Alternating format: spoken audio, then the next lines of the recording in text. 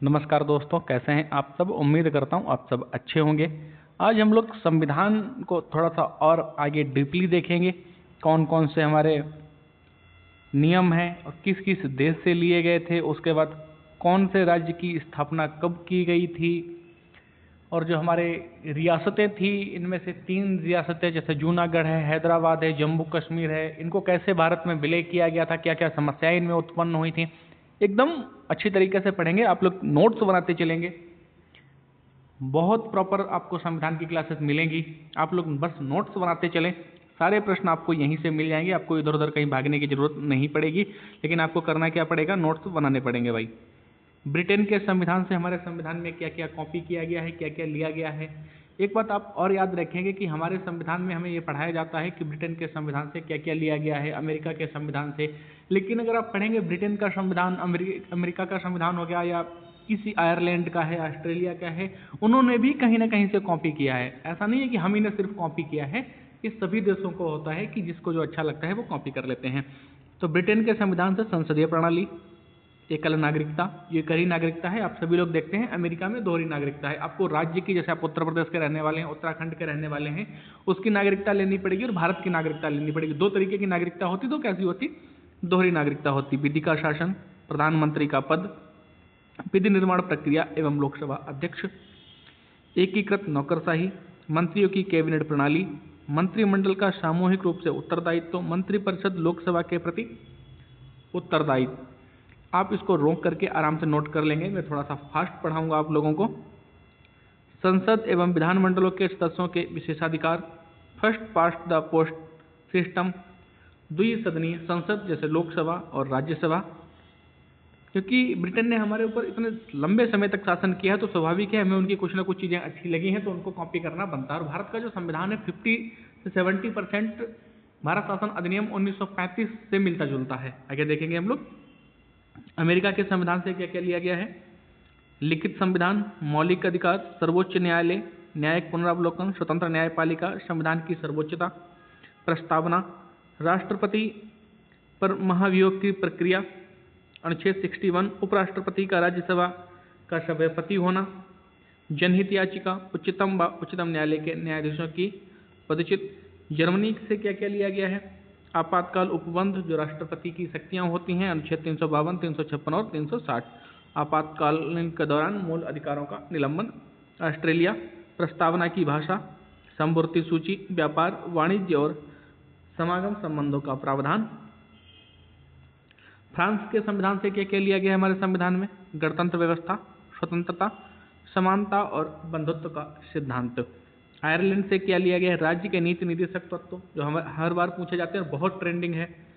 राष्ट्रपति के निर्वाचन की रीति, राष्ट्रपति द्वारा राज्यसभा में 12 सदस्यों का मनोनयन, राष्ट्रपति के निर्वाचन के लिए निर्वाचक मंडल की व्यवस्था। ये कहाँ से लिया गया है, आयरलैंड के संविधान से लिया गया है। कनाडा के संविधान से क्या क्या लिया गया है।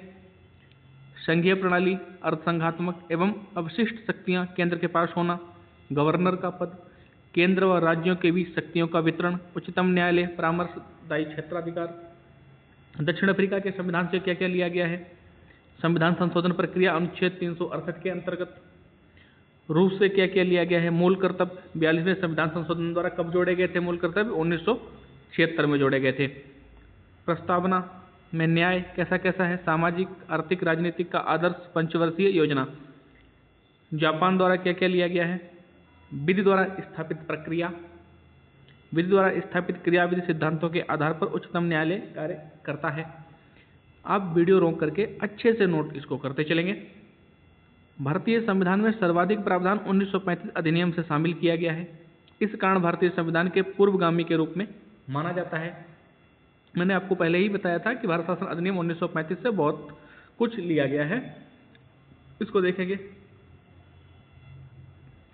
7वें संविधान संशोधन द्वारा 1956 के द्वारा राज्यों के पुनर्गठन से क ख ग घ श्रेणियों के राज्यों को क्या किया, वर्गीकरण को समाप्त कर दिया गया, जो पहले वर्गीकरण किया गया था। और 1 नवंबर 1956 को 14 राज्यों व 6 संघ शासित प्रदेश या केंद्र शासित प्रदेशों का क्या किया गया, पुनर्गठन किया गया। कब किया गया, देखिए आप, 1 नवंबर 1956 को।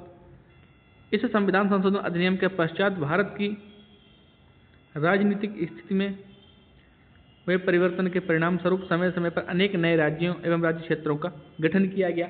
इसके बाद भी बहुत सारे राज्य बने हैं, क्योंकि ये केंद्र के पास शक्ति दी गई थी कि किसी भी राज्य की सीमा क्षेत्र में बदलाव कर सकता है। ये नोट्स बहुत ही महत्वपूर्ण है और आपको ऐसे नोट्स पूरा संविधान समाप्त होने तक लगातार मिलते रहेंगे। आगे देख लेते हैं।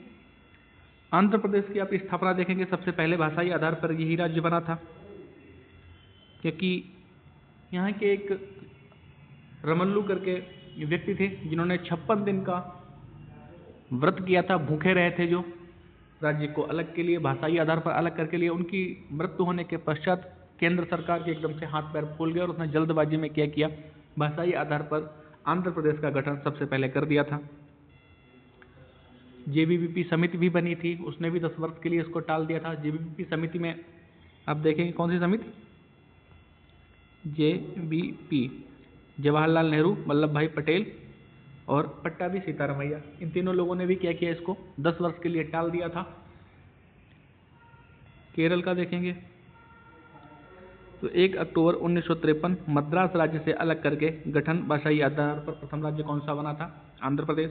दूसरा केरल 1 नवंबर 1956 राज्य पुनर्गठन अधिनियम 1956 द्वारा ट्रावनकोर कोचीन के स्थान पर केरल राज्य बना।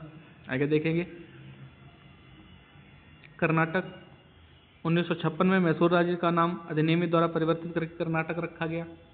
गुजरात 1 मई 1960 बम्बई से पुनर्गठन अधिनियम 1960 द्वारा गुजरात में विभाजित किया गया। कहाँ का पार्ट था ये, बम्बई का पार्ट था। आगे देखेंगे हम लोग महाराष्ट्र को 1 मई 1960 मुंबई पुनर्गठन। नागालैंड को आप देखेंगे 1 दिसंबर 1963 असम राज्य से नागा हिल्स को क्या किया गया, निकालकर नागालैंड राज्य पृथक किया गया। हरियाणा को आप देखेंगे 1 नवंबर 1966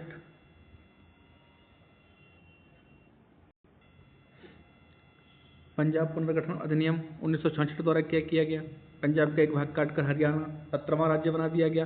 क्योंकि केंद्र के पास ये शक्ति है कि किसी भी राज्य के टुकड़े को काट करके किसी भी नए राज्य को बना सकती है, राज्य को विघटित कर सकती है। तमिलनाडु को आप देखेंगे 25 जनवरी 1971 मद्रास राज्य नाम परिवर्तित अधिनियम कौन सा 1968 द्वारा क्या किया गया, मद्रास का नाम परिवर्तित होकर क्या कर दिया गया, तमिलनाडु कर दिया गया। अब ऐसे ही इन राज्यों को नोट कर लेंगे, इन राज्यों को वीडियो रोक करके आप नोट कर लेंगे। बहुत सारे राज्य हैं, मैं पढ़ाऊंगा तो बहुत अधिक समय लगेगा और आप नोट्स बना करके इनको आराम से रख लीजिएगा। अब हम आगे देखेंगे और जो इम्पोर्टेंट बचे हैं। विशेष राज्यों का दर्जा किन किन राज्यों को मिला है, नागालैंड, हिमाचल प्रदेश, त्रिपुरा, मेघालय, मणिपुर, सिक्किम, मिजोरम, अरुणाचल प्रदेश और गोवा। जम्मू कश्मीर से विशेष राज्य का दर्जा वापस ले लिया गया 2019 में, आप सभी लोगों को पता है। कश्मीर का विलय ये बहुत ही महत्वपूर्ण स्टोरी है। यहाँ का जो शासक था वो हिंदू हरि सिंह थे। यहाँ का जो शासक था हरि सिंह, मैं आपको शॉर्टकट में बता देता हूँ क्योंकि आप सभी लोगों को इसके बारे में पता है। सिर्फ मैंने पूरा PDF बना रखा है, आप लोग क्या करेंगे इस PDF को आराम से पढ़ लेंगे, ज़बरदस्त स्टोरी है इस PDF में। तो हरि सिंह था, वो चाहता था कि वो उसका जो राज्य है वो अलग से एक देश बना रहे। पाकिस्तान और भारत वो किसी में भी शामिल नहीं होना चाहता था। वो चाहता था कि अपना साम्राज्य अलग बनाएगा। उसको लगता था उसकी अलग सेना थी, उसका सब कुछ अपना अलग था। लेकिन जब पाकिस्तान की तरफ से कुछ लोगों को भेजा गया और उसको लगा, हरि सिंह को लगा कि अब मेरे हाथों से ये राज्य छीन जाएगा, तब उसने भारत में जवाहरलाल नेहरू से रिक्वेस्ट की कि आप इसको अपने देश में शामिल कर लीजिए। तो उसके बाद की प्रक्रिया है, आप इसको थोड़ा शॉर्टकट में पढ़ते हुए चलेंगे, ज़बरदस्त है। यहाँ हिंदू शासक हरि सिंह थे, लेकिन 75% जनता कैसी थी, मुस्लिम थी। जवाहरलाल नेहरू कहाँ चले गए, UN में चले गए। वहाँ क्या किया गया उन्होंने, UN ने क्या किया भाई कि आप जनता का समर्थन ले लीजिए, जनता की वोटिंग करवा लीजिए। उससे क्या होता, जम्मू कश्मीर निकल जाता हाथ से। तो इसलिए उसको वहीं छोड़ दिया गया। इसलिए जितना पाकिस्तान ने कब्जा कर लिया था उतना पाकिस्तान के पास रह गया और जितना भारत के पास था। इसी वजह से मतभेद भी हुए थे और आज भी नेहरू को हम दोषी मानते हैं उस चीज़ के लिए।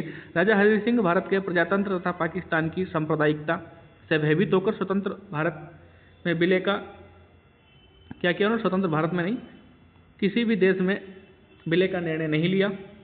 कश्मीर में शेख अब्दुल्ला भारत में विलय चाहते थे। 22 अक्टूबर 1947 को पठान आदिवासी, जिनका अनौपचारिक नेतृत्व पाकिस्तान की सेना कर रही थी, कश्मीर पर आक्रमण किया। 24 अक्टूबर 1947 को भारत सरकार से महाराजा हरि सिंह ने हस्तक्षेप का आग्रह किया, लेकिन इनसे वल्लभ भाई पटेल थे वो नाराज थे। उनका कहना था कि आप शामिल हो जाइए, हम आपको देखते रहेंगे, लेकिन वो नहीं माने। तो क्या था, वल्लभ भाई पटेल इनसे नाराज थे, इसलिए उन्होंने तुरंत सैन्य कार्रवाई नहीं की। उन्होंने कहा आप आइए और पेपर पे पहले हस्ताक्षर कीजिए, विलय पत्र पर साइन कीजिए, उसके बाद ही हम सैन्य कार्यवाही करेंगे। 26 अक्टूबर 1947 को महाराजा हरि सिंह विलय के प्रस्ताव को स्वीकार करते हैं, तब शेख अब्दुल्ला को राज्य का प्रबंधन का नेतृत्व दिया गया। अब आप यहाँ से देखेंगे, ये पूरी स्टोरी टाइप में मैंने टाइप कर दिया है।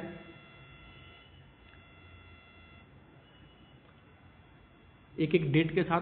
12 अक्टूबर को जम्मू कश्मीर के उप प्रधानमंत्री ने दिल्ली में कहा कि हम भारत और पाकिस्तान दोनों के साथ दोस्ताना संबंध कायम रखना चाहते हैं। महाराजा की महत्वाकांक्षा कश्मीर को पूर्व का स्विट्जरलैंड बनाने की थी, एक ऐसा मुल्क जो बिल्कुल निरपेक्ष होगा। उन्होंने कहा कि केवल एक ही हमारी चीज़ है जो राय बदल सकती है, वो ये है कि अगर दोनों देशों कोई भी हमारे खिलाफ शक्ति का इस्तेमाल करता है तो हम अपनी राय क्या करेंगे, पुनर्विचार करेंगे, अपनी राय पर पुनर्विचार करेंगे, किधर जाना है। इन शब्दों के बोले जाने के केवल 2 हफ्ते बाद ही हजारों हथियारबंद कबीलियों ने राज्य पर उत्तर दिशा से हमला कर दिया। 22 अक्टूबर को वो उत्तरी पश्चिमी सीमा प्रांत और कश्मीर के बीच सरहद को पार कर तेजी से श्रीनगर की ओर बढ़ने लगे। इन हमलों में ज़्यादातर पठान थे जो उन इलाकों से पाकिस्तान का हिस्सा बन गए थे। इन कबायली विद्रोहियों ने बारामूला में बड़ा उत्पात मचाया, लूटपाट की, यहाँ तक कि महिलाओं के साथ भी छेड़खानी, बदतमीजी, बलात्कार किया। 24 अक्टूबर को महाराजा ने भारत सरकार को सैनिक सहायता का संदेश भेजा।